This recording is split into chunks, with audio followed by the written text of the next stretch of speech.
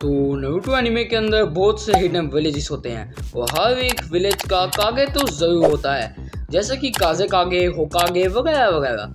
कागे बोले तो विलेज का लीडर जो सारे विलेज के फैसले करता है और बहुत ज़्यादा स्ट्रॉन्ग होता है।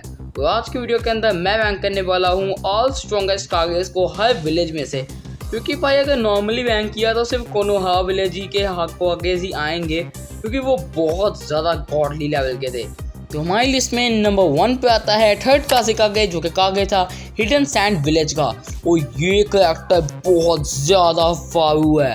इस बंदे को हिडन सैंड विलेज की हिस्ट्री का अभी तक का सबसे स्ट्रॉन्गेस्ट कागे कहा जाता है, क्योंकि इसने लोहे की रेत आयरन सैंड मैनिपुलेशन टेक्निक को मास्टर किया था, जो कि भाई रेत जिसका कोई वजन नहीं होता उसको लोहे के वजन के बराबर बना देती है।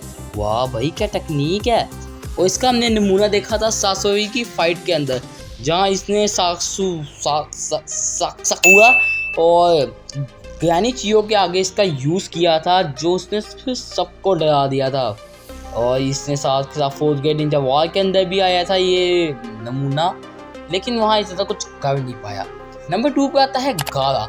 अब गारा कितना स्ट्रॉन्ग कैरेक्टर है मुझे तुम्हें बताने की ज़रूरत नहीं है। चुनिन एग्जाम का टाइम पे हमने इस कैरेक्टर को सबसे पहली बार देखा था, तब भी इसने सबको डरा दिया था। इसका चार्म, इसका खतरनाक से एक्शन, सब लोग इसे मॉन्स्टर कहते थे, लेकिन पता नहीं बाद में ये क्या ही बन गया।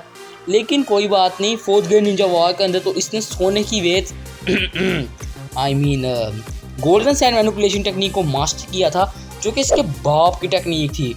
वही अपने बाप की टेक्निक मास्टर करके ले गया।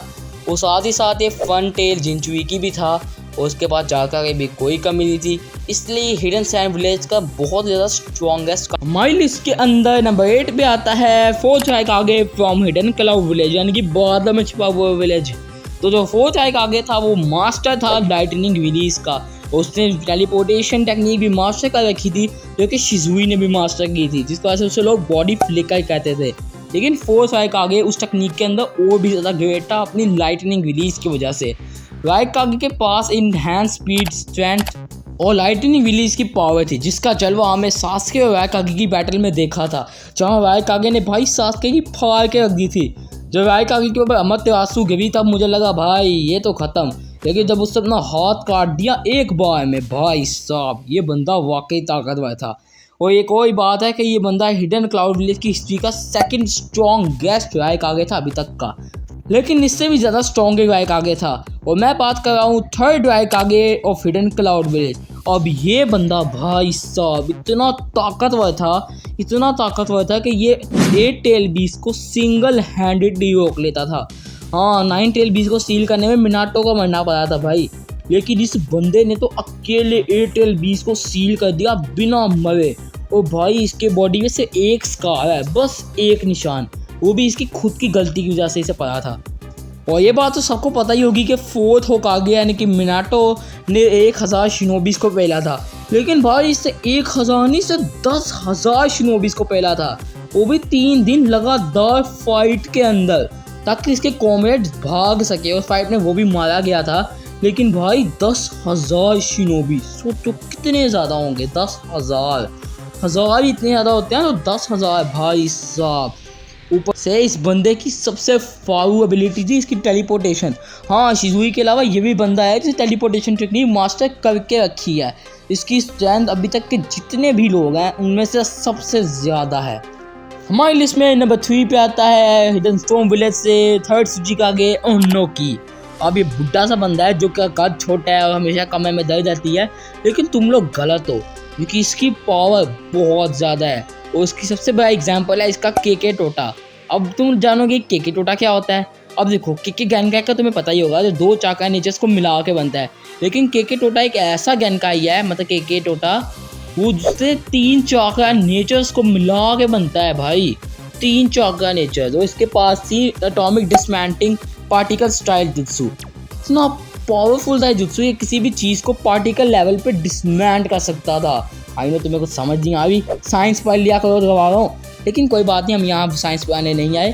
तो इसकी पावर इतनी ज़्यादा थी कि इसने अकेले मादरा का जो था एस्टेरॉइड, जो कि उसने समन किया था स्पेस में से, उसको उसने अपने हाथों से रोक लिया था। हाँ, उसमें गारा की सैंड ने भी काफ़ी कमाल दिखाया था, लेकिन भाई फिर भी अपने हाथों से इतना बड़ा मीटियोर रोक लेना भाई, वो किसी भी चीज़ का वजन ज़्यादा या कम कर सकता है अपने अर्थ बाउल्डर टेक्निक से। वो मेरे हिसाब से अभी तक का सबसे बेस्ट अर्थ स्टाइल यूज़र था हिडन स्टॉर्म विलेज का, नहीं बल्कि पूरी शिनोबी। नेक्स्ट आता है हिडन स्टॉर्म विलेज का सेकंड सूचिकागे ओनोकी का मास्टर मू। अब इसका नाम तो मू है, लेकिन इसकी पावर बहुत फारू है। इससे भी particle style atomic dismantling jutsu को मास्टर करके रखा था। उसी के साथ साथ इस बंदे को नॉन पर्सन का भी ना लोगों ने दे रखा था नाम। जैसे कि मिनाटो को येलो फ्लैश, हाशियामा को गॉड ऑफ शिनोबी, इसको भी लोगों ने नॉन पर्सन का नाम देकर रखा था, क्योंकि ये कभी भी किसी भी वक्त गायब हो जाता था भाई। और पता नहीं कैसी एबिलिटी है, सोचो ओबीटो भाई इसी से कॉपी किया उसने ये टेक्निक, क्योंकि देखो तुम फाइट कर रहे हो बंदे से, अचानक से गायब हो गया भाई। उसी के साथ इसे सेकंड मिज़ुकागे गेनगेत्सु के साथ फाइट भी की थी, जिस फाइट के अंदर ये भी मारा गया था, लेकिन इसे एंड टू एंड गेनगेत्सु को मार दिया, जिसके बारे में हम आगे बात करते हैं। अगेन इस बंदे के बारे में हमारे ज़्यादा इन्फॉर्मेशन नहीं है। तो नेक्स्ट आता है अपना हिडन मिस्ट विलेज का थर्ड मिज़ुकागे यागुरा। अब देखो जो यागुरा था वो काफ़ी ज़्यादा पावरफुल था, क्योंकि ये थर्ड टेल भी इसका जिनचुइकी था। अब कई लोग कहेंगे भाई मेतेउमी को आगे होना चाहिए था, उसके बाद दो किकी गैनकाइज हैं, वो बात ठीक है, लेकिन तुम थ्री टेल्स का भी तो सोचो। थ्री टेल्स को लोगों ने मतलब विन के अंदर सील कर दिया था हिडन स्टॉर्म विलेज वालों ने, कि जब ये जाएगा तो पूरे वीप विलेज को डिस्ट्रॉय करके रख देगा। और वो उसका जिनचुइकी था, और मज़े की बात है उसका परफेक्ट जिनचुइकी था, क्योंकि उसकी पावर को बिल्कुल अपने हिसाब से यूज़ कर सकता था, किलर बी और नारुतो जैसा।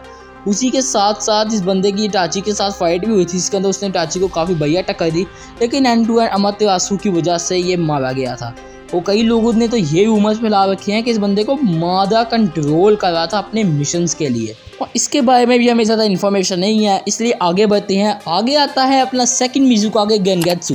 हाँ, ये वही बंदा, इसको मुंह ने पहला था, लेकिन इसने भी मुंह को पहला था। ये बंदा गेनजुत्सु में एक बहुत ही बड़ा मास्टर था। उसी के साथ तुम लोगों को याद होगा कि फोर्थ गेन निंजा वार में इससे सबकी फाड़ के रखी थी अपने वाटर बबल टेक्निक से, जो कि बहुत बकवास और बहुत ही खतरनाक टेक्निक थी। अब मैं बकवास क्यों बोला, क्योंकि एक वाटर का गुब्बारा है भाई, क्या चीज़ है। लेकिन भाई फिर भी गेनगेत्सु ओजुकी का गेनजुत्सु बहुत ही खतरनाक था। अगर नॉन उचीहास के गेनजुत्सु की रैंकिंग करें ना, तो गेनगेत्सु का नाम उसमें ज़रूर आएगा। नेक्स्ट आता है अभी तक का सबसे स्ट्रॉन्गेस्ट विलेज, यानी कि हिडन लीफ विलेज के होकागेस। और इस लिस्ट में नंबर 1 पे आता है हाशियामा सेंजू।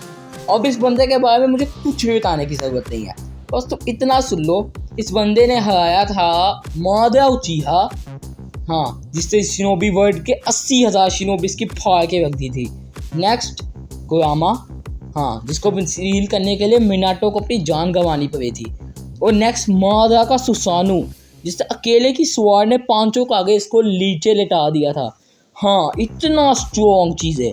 और हाशियामा ने इसको सिर्फ एक चीज़ से काउंटर किया, अपना वुड स्टाइल। हाशियामा इतना पावरफुल था कि खुद ही मादा ने कह दिया था चाहे कुछ भी हो जाए, लेकिन मैं हाशियामा को हरा नहीं सकता। साथ ही साथ इसने अपने वुड स्टाइल पे इस कदर मास्टरी हासिल करके रखी थी कि अभी वुड स्टाइल जैसे कुछ भी कर सकता था। इसके वुड क्लोन भी इतने पावरफुल होते थे कि उनके बीच में फ़र्क मादा उचीहा तक नहीं बता सकता था। उसी के साथ साथ इसका चाकरा इतना गॉड लेवल था कि इसने मादा उचीहा के साथ 3 दिन लगातार फाइट करता रहा था, और फिर भी ये इतना थका नहीं था। शिनोबी वर्ल्ड ने भाई इस बंदे को नाम तक दे रखा था गॉड ऑफ शिनोबी। इस बंदे की हीलिंग एबिलिटीज़ भी इतनी कमाल की थी कि छोटी छोटी हील करने के लिए हैंड साइंस की ज़रूरत पड़ती थी, लेकिन ये बिना हैंड साइंस के बड़े से बाउंड को हील कर सकता था बिना एक हैंड साइन को परफॉर्म किए। इसलिए बंदा इतना ऊपर आता है हमारी लिस्ट के अंदर। और नेक्स्ट नंबर 1 पे आता है, जिसके ऊपर ये पूरी की पूरी सीरीज़ बनी है, नारुतो उज़ुमाकी। अब जो नारुतो था वो भी बहुत ज़्यादा पावरफुल था और स्ट्रॉन्गेस्ट कागे ऑफ ऑल टाइम भी था। अब मैं नारुतो के बारे में क्या ही बात करूं भाई, इससे कुरामा की पावर को पूरा एक्सेस करके रखा था। साथ ही जब इसे हागोरोमा ने अपनी 6 पावर्स की पावर दी, तब तो ये भाई सारे टेल बीस्ट को आराम से हैंडल करके रखा था इसने, यानी कि ये उन सब की पावर्स को यूज़ कर सकता था। नारुतो एक बार में 1000 क्लोन्स बना लेता था बचपन में, और तुम्हें पता है एक शैडो क्लोन को बनाने के लिए भी एक शिनोबी को अपना हाफ चाकरा देना पड़ता है। कोई बंदा 55 में 1000 क्लोन्स बनाई जा रहा है। सास्के की फाइनल बैटल में तो हमें याद ही है कि सास्के और नारुतो की जो फाइनल बैटल हुई थी उसके अंदर नारुतो ने इसे कितना ज़्यादा पीटा था सास्के को, यानी कि अपने कुरामा फॉर्म के अंदर, अशुरा फॉर्म के अंदर इतनी को डेडली कॉम्बैट थी भाई कि मैं बता ना पाऊँ। नारुतो का सेजो 6 पार्ट्स काफ़ी एक्सटेंसिव था। साथ ही साथ नारुतो ने मैग्नेटिक रासेगान, लावा स्टाइल, रासन शविंकेन इतने पावरफुल टेक्निक्स बना के रखी हैं तो उसे 6 पार्ट्स मादा तक आधा हरा दिया था। लेकिन हाँ, अगर तुम लोग सोच रहे हो कि हाँ मैं इशिकी की बात करूँगा, लेकिन सुनो, मैं कभी भी बोरुतो वर्स को वीडियोस में ऐड नहीं करता, मैं सिर्फ नारुतो वर्स को ही ऐड करता हूँ। लेकिन फिर भी नारुतो स्ट्रॉन्गेस्ट होकागे था अभी तक का अपनी कुरामा के साथ। तो यही थी आज की बहुत ही ख़तरनाक वीडियो। अगर तुम्हें इस तरह की और वीडियोस चाहिए तो मैं इंस्टाग्राम को जाके फॉलो कर सकते हो और वहाँ मुझे बता सकते हो कि मुझे और किस तरह की वीडियोस चाहिए। और हाँ, बताते जाना एडिट कैसा लगा मेरी वीडियोस के, बिकॉज मैं वीडियोस की एडिटिंग जो मैं करता हूँ काफ़ी मेहनत से करता हूँ। कोई मेहनत नहीं करता। ओके, तो ज़्यादा से ज़्यादा चैनल को सब्सक्राइब कर देना, वीडियो को लाइक कर देना और चैनल इस तरह वीडियोस के लिए। और एक छोटा सा डिस्क्लेमर, अगर तुमने मेरी शॉर्ट्स नहीं देखी है तो जाके वो भी देखा करो यार, हद हो गई।